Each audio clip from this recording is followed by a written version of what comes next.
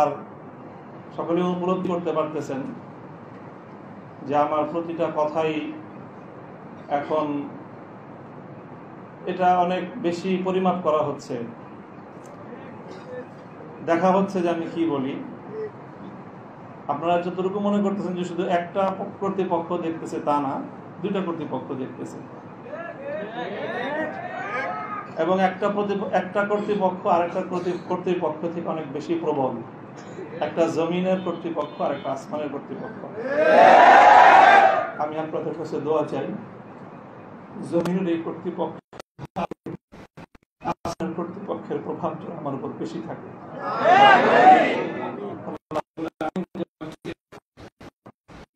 গোলাম হিসাবে তার নিকটেই যেন আমার মাথাকে অবনত রাখেন। এই দোয়াটুকু আপনারা সকলে আমার জন্য নিভৃতে একান্তে করবেন।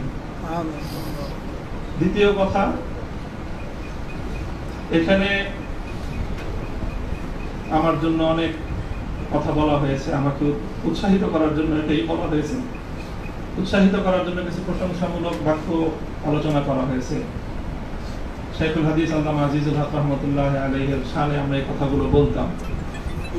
সময়ের এতটা অল্প ব্যবধানেই সেই কথাগুলো যে আমার সন্তানেরা যারা বলেছে, আমি সন্তানই বলবো, ছাত্ররা তোমাদের কাছে মুফতি সাইদ হয়তো অনেক বড় শিক্ষক হতে পারে, আমার কাছে ওই সাইদই।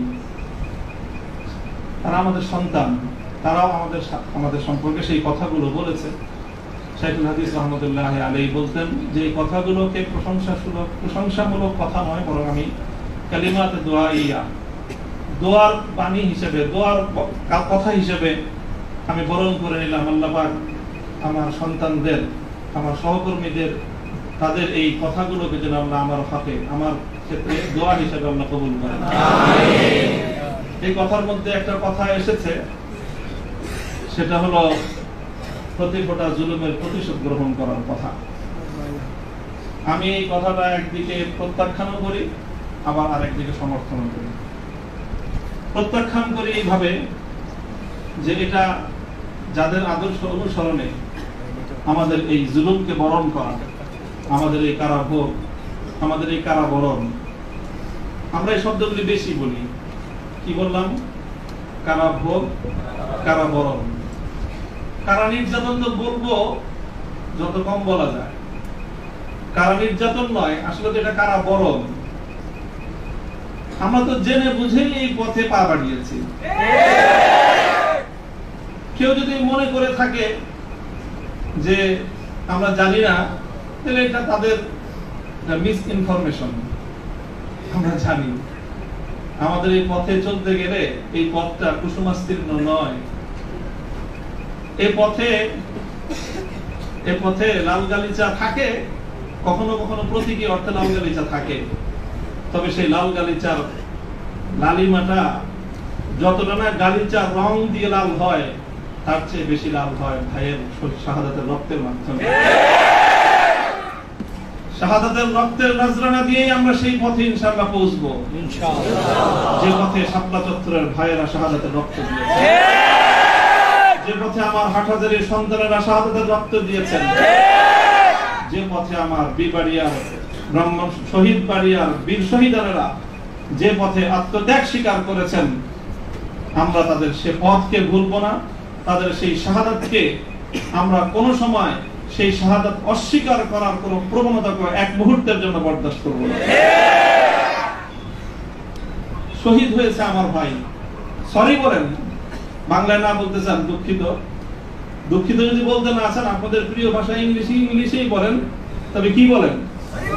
সরি বলেন। সে রক্তকে অস্বীকার করার চেষ্টা করবেন না। শাহাদাতের শহীদের রক্তের সঙ্গে গাদ্দারি করার মতো সেই বেঈমান তারই মাত্র সাহায্য। কাজেই যে কথা বলতেছিলাম, যেটা কারাবরণ আমাদের, কারা নির্যাতন তো অনেক পরের কথা। আল্লাহ পাক রব্বুল আলামিন কারা এই কষ্ট থেকে আমাদের সকলকে হেফাজত করেন। আমিন। প্রতিশোধের যে কথাটা, সেটা আমরা তো পয়গম্বর আলাইহিস সালামদের অনুসারী, নবী ইউসুফ আলাইহিস সালামের সেই বাণী লা তাসরিবা আলাইকুমুল ইয়াওম, গতকালকে আমি বলেছি, আজও বলছি, আমরা কোনো প্রতিশোধ গ্রহণ করি নাই, করতে চাই না। করার প্রবণতা কখনো যদি আমাদের মন থেকে উদ্গত হয়, সেটা হলো ইন্নামা যালিকা মিন্নি ওয়া মিনাশ শাইতান, শয়তানের প্ররোচনায় কখনো হয়তো আমরা ব্যক্তিগত আক্রোশে প্রতিশোধের কথা বলে থাকতে পারি, কিন্তু আমরা প্রতিশোধ পরায়ণ নই। এটা মূল কথা। এই হিসাবে আমি প্রতিশোধের এই শব্দকে প্রত্যাখ্যান করলাম। তবে অন্য আরেক অর্থে আমি প্রতিশোধের শব্দকে সমর্থন করছি। শুধু সমর্থন নয়, বরং আমি আমার পুনর্ব্যক্ত করছি যে আমরা প্রতিশোধ নিব। আমাদের সেই প্রতিশোধ হবে সেই প্রতিশোধ, যেই প্রতিশোধ হিজরতের আগ পর্যন্ত 12 বছরের জুলুম এবং নির্যাতনের প্রতিশোধ মক্কা বিজয়ের মাধ্যমে আল্লাহ নবী গ্রহণ করেছেন।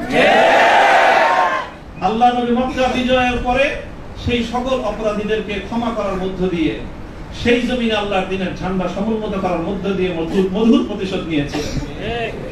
আমি আবার বলছি, এদেশে ভাড়াটিয়া থাকবো না,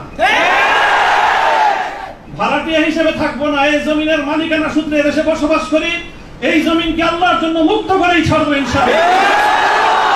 আল্লাহর দ্বীনের বিজয়, সেটাই হবে আমাদের পরম প্রতিশোধ। এবং আমাদের যারা আমাদেরকে শত্রু ভেবে আমাদেরকে নিঃশেষ করার চেষ্টা করেছে, অপমান করার চেষ্টা করেছে, আমরা তাদেরকে সম্মানিত করে প্রতিশোধ দেব। আমরা তাদেরকে আদর্শের সোনালী পথে বরণ করে নেওয়ার মধ্য দিয়েই আমরা ইনশাআল্লাহ আমাদের আদর্শের বিজয়ের প্রতিশোধ গ্রহণ করব। আল্লাহ রাব্বুল আলামিন আমাদেরকে সে তৌফিক দান করুন। আমিন।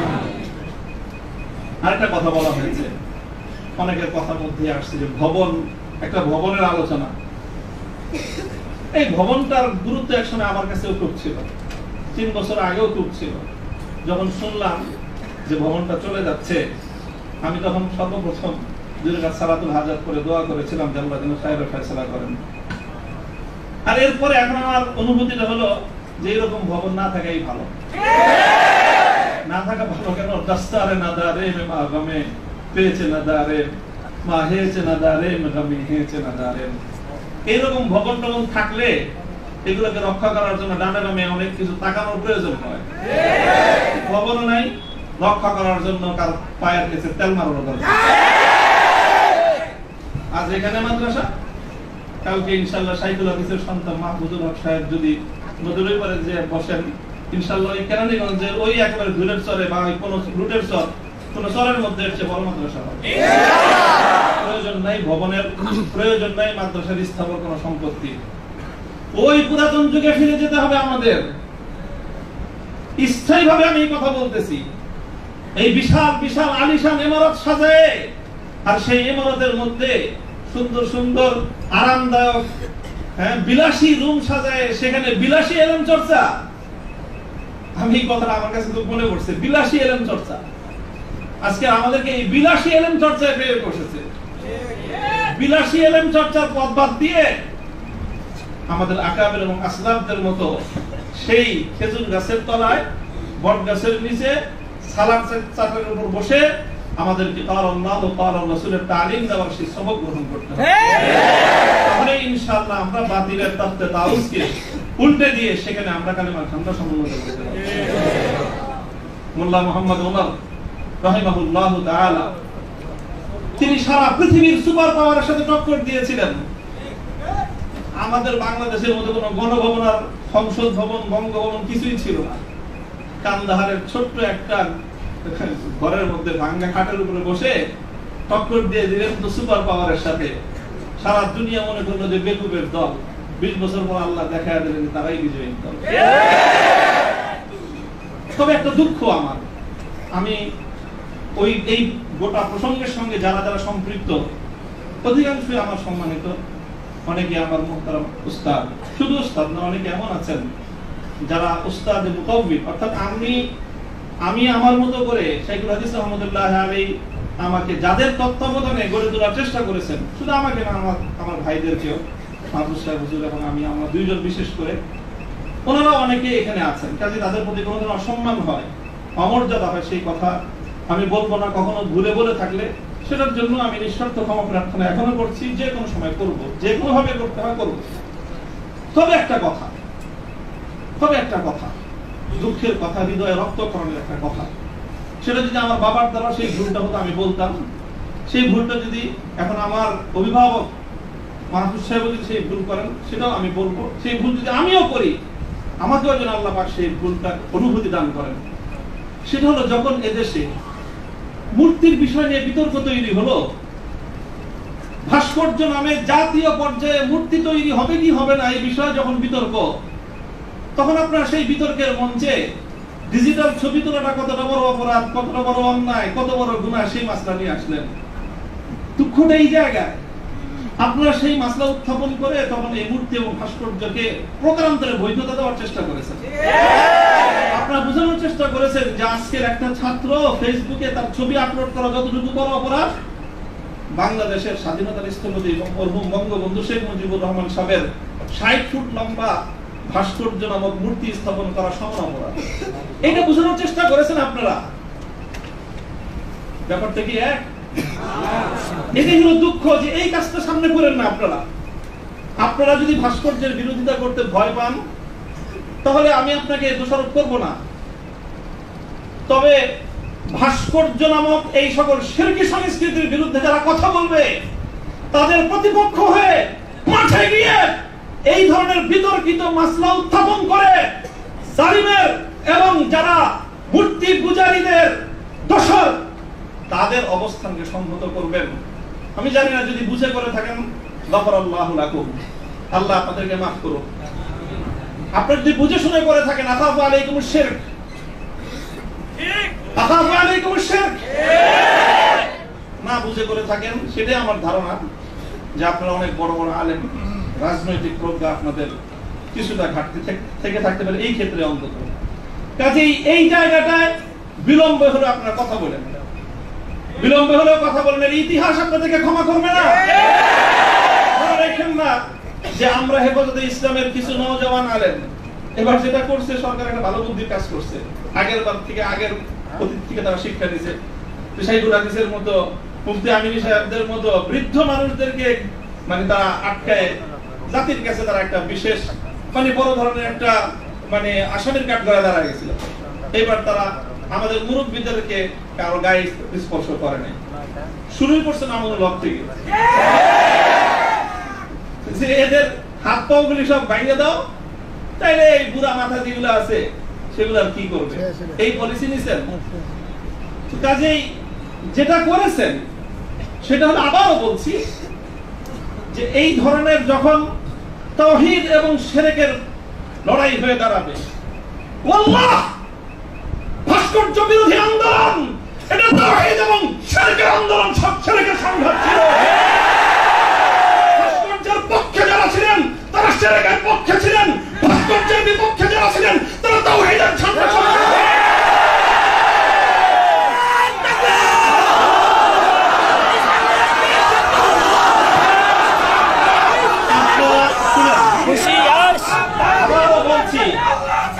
ভাস্কর্যের পক্ষ বিপক্ষের এই লড়াইকে একজন মরহুম মুসলিম নেতা মরহুম বঙ্গবন্ধু শেখ মুজিবুর রহমান সাহেবের ব্যক্তিত্বকে মাঝখানে এনে বিষয়টাকে ভিন্ন রং দেওয়ার চেষ্টা করা হয়েছিল।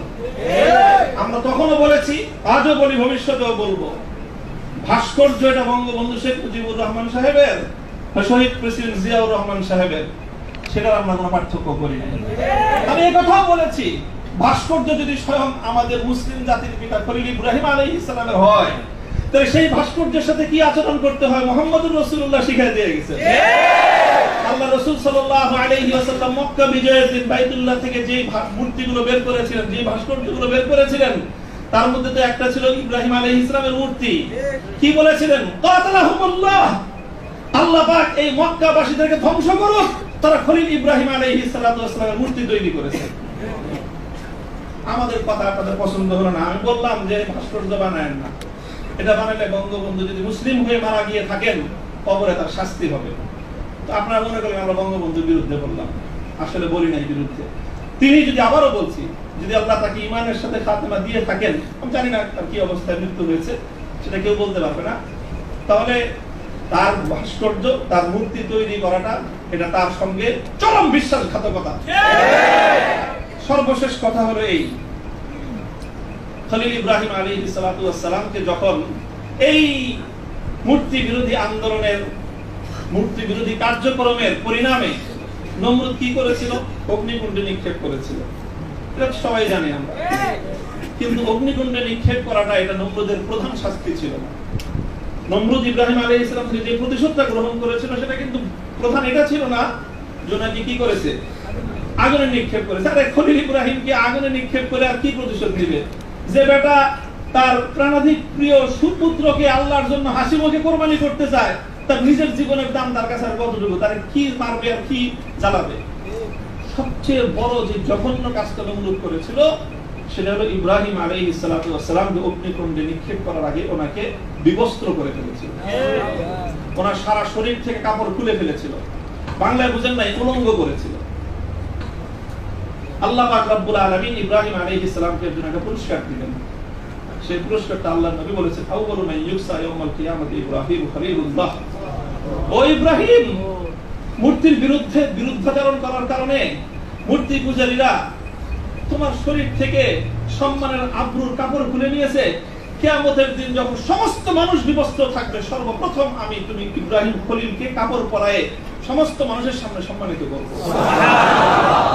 আমার কেন জানি মনে হয়েছে আমি একজন অপরাধী, অনেক অপরাধের শেষ নাই, আমার ভুল ত্রুটির কোনো শেষ নাই। ওই যে বললেন না আব্দুল বাসিদের 42টা মামলা, মামলার তো অভাব নাই। এই যে কোনো মামলায় ফাঁসি দিতে পারেন, ফাঁসি দিতে তারা অন্য কিছু লাগে না। আদালতে দাঁড়ায় এক মহিলা আইনজীবী বলে, আরে বিচার করার জন্য এত কিছু লাগেনি, আমাদের এর চেয়ে কত হালকা সাক্ষ্যতে আমরা মানুষের বিচার করে ফেললাম। ওপেন আদালতে বলতেছে এই কথা, বিচার করার জন্য খুব কিছু লাগে না। হত্যা মামলা কতগুলো আছে আমার না, ছিনতাই মামলা আছে, পকেট চুরির মামলা আছে, চুরির মামলা আছে, সব মামলাই তো আছে। যে কোনো মামলা দিয়ে ফাঁসি দিয়ে দিতে পারেন। আপনারা চেষ্টা করেছেন বিবস্ত্র করতে চেষ্টা করেছেন, তবে একটা জিনিস ভালো করেছেন, আপনারা যেই কেসটাকে বিবস্ত্র করার জন্য বেছে নিয়েছেন সেই কেসটা ছিল খুব দুর্বল। আগামী 50 বছরের জন্য ওলামায়ে কেরামের বিরুদ্ধে এই ষড়যন্ত্রের দুয়ার রুদ্ধ হয়ে গেছে। আপনারা যদি এই ধরনের ষড়যন্ত্র করতে থাকেন, জাতি আবার নতুন করে বলবে, এতদিন বলতো ইউসুফ আলাইহিস সালামের বিরুদ্ধে যে ষড়যন্ত্র করছে, মামুনুল হকের বিরুদ্ধে সেই ষড়যন্ত্র, সামনে বলবে মামুনুল হকের বিরুদ্ধে যে ষড়যন্ত্র হয়েছিল, আব্দুল্লাহর বিরুদ্ধে সেই ষড়যন্ত্র। আমি আপনাদের কাছে দোয়া চাই, আল্লাহ রাব্বুল আলামিন যেন আমাকে এটার বিনিময়ে ইব্রাহিম আলাইহিস সালাতু ওয়াস সালামের সঙ্গী করে কিয়ামতের দিনে আমিন আমিন। আল্লাহ পাক রব্বুল আলামিন আপনাদের সকলকে জাযায়ে খায়র দান করুন। আর অনেক বড় কথা আছে যে আমার এই সম্পূর্ণ এই যে আমার বিরুদ্ধে এত কিছু, এত বড় অভিযোগ বা এতটা মানে নিষ্পেষণের শিকার আমি কেন হলাম, এই কারণটা এখন আমি বলবো না, তবে আপনাদের সকলকে বলবো বাবরি মসজিদের জন্য আপনারা দোয়া করবেন ইনশাআল্লাহ। ওয়া আখিরু দাওয়ানা আলহামদুলিল্লাহি রাব্বিল আলামিন।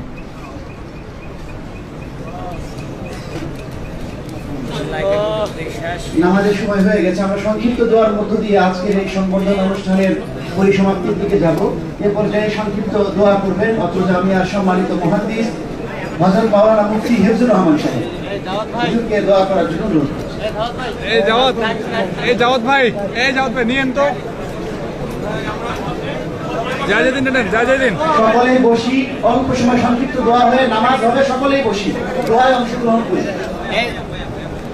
اللهم أيد الإسلام والمسلمين، اللهم انصر الإسلام والمسلمين، واخذل الكفرة والمبتدعة واليهود والنصارى والمنافقين والمرتدين، اللهم شتت شملهم، اللهم مزق جمعهم، اللهم دمر ديارهم، اللهم خرب بنيانهم، اللهم زلزل